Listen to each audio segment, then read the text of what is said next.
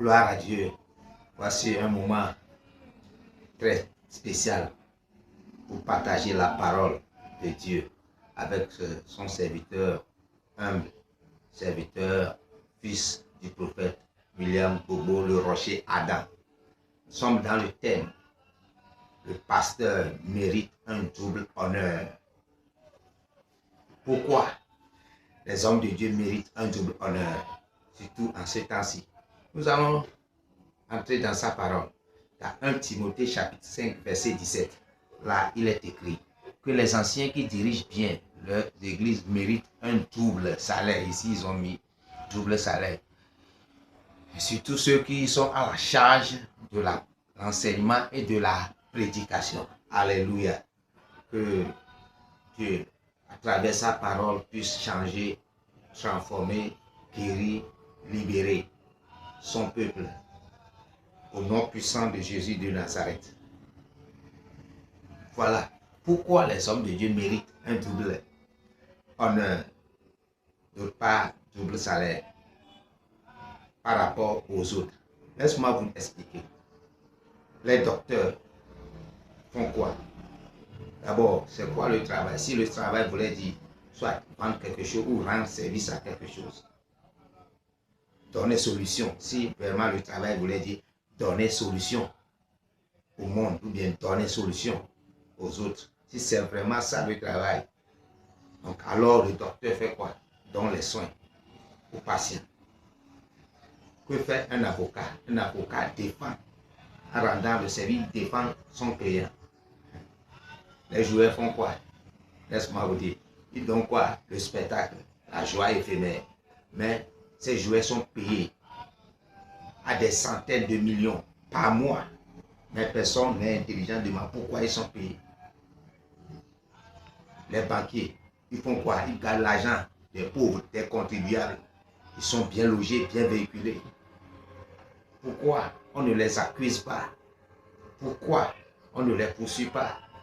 Mais si la vie d'un pasteur ou bien d'un homme de Dieu change un peu, il y a tellement de critiques, il y a tellement de mépris, il y a tellement de haine. Pourquoi?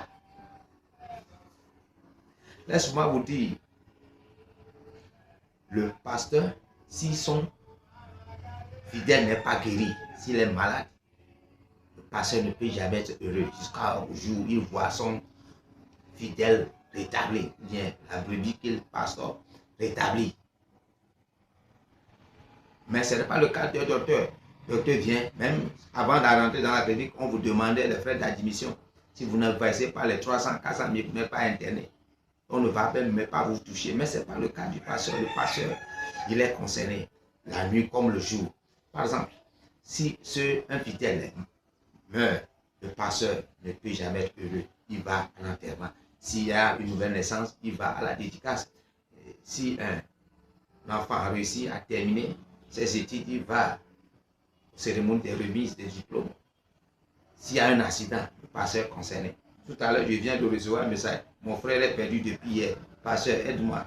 Vraiment, le travail du pasteur, c'est une tâche très controversée. C'est une tâche qui fait que l'émotion du pasteur n'est pas stable.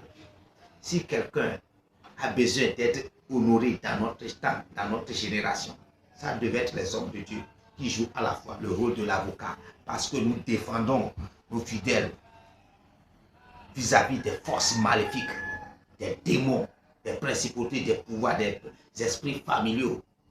Voilà. Nous les guérissons, prient, et à travers nos mains, Dieu agit. Je ne peux pas citer le nombre de fois, le nombre de cas que Dieu a guéri par mes petites mains. Moi, je parle de mon cas. Les comédiens, quoi? Ils vous donnent la joie. Même le plaisir. Il fait rire pour un temps. Vous ne pouvez pas savoir combien de fois les hommes de Dieu font rire leur peuple. Ils leur donnent la joie, l'espoir. Dans ce monde, pour avoir un coaching, ici, il faut payer des centaines de millions. Mais le pasteur joue à la fois le rôle de coaching pour ces brebis. Il les oriente, il les éveille, il les montre la voie suivre. Il prend soin de leur âme. Mais si un jour Dieu veut changer la vie de cet homme qui sacrifie sa vie, comme c'est un sacerdoce, Dieu finit par les bénir. Et souvent même pas, c'est pas à travers les églises. Parfois même c'est à travers quelqu'un d'autre. Et mais si vous voyez un pasteur conduire une voiture, ce n'est pas souvent l'agent de la caisse. C'est un fidèle qui lui a peut-être acheté cela. C'est la plupart des cas. Donc c'est une tâche noble. Donc, ce message est d'abord pour les hommes de Dieu, de considérer, de reconsidérer leur sacerdoce.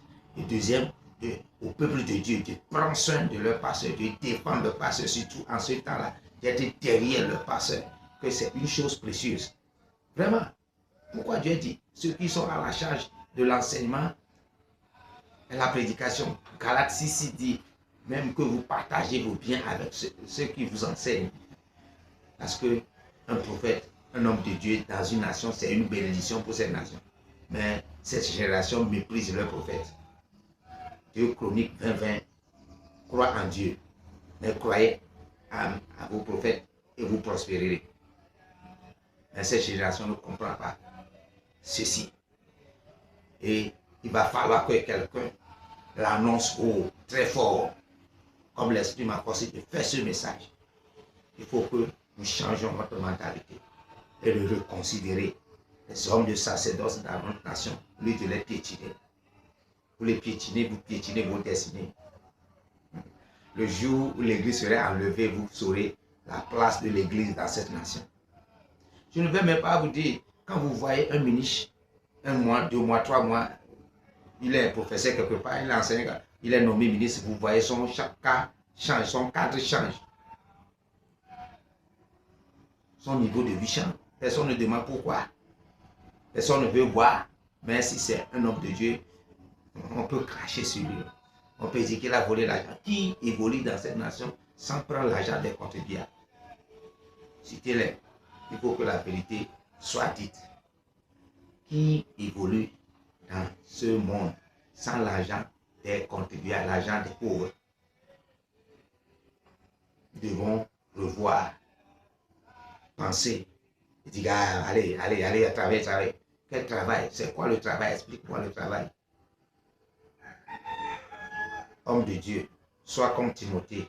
Paul lui a dit que personne ne méprise pas ton âge. Sois ferme sur l'enchaînement, la prédication. Prends soin des bébés. C'est ta tâche, c'est ton sacerdoce. Personne ne viendra le faire à ta place.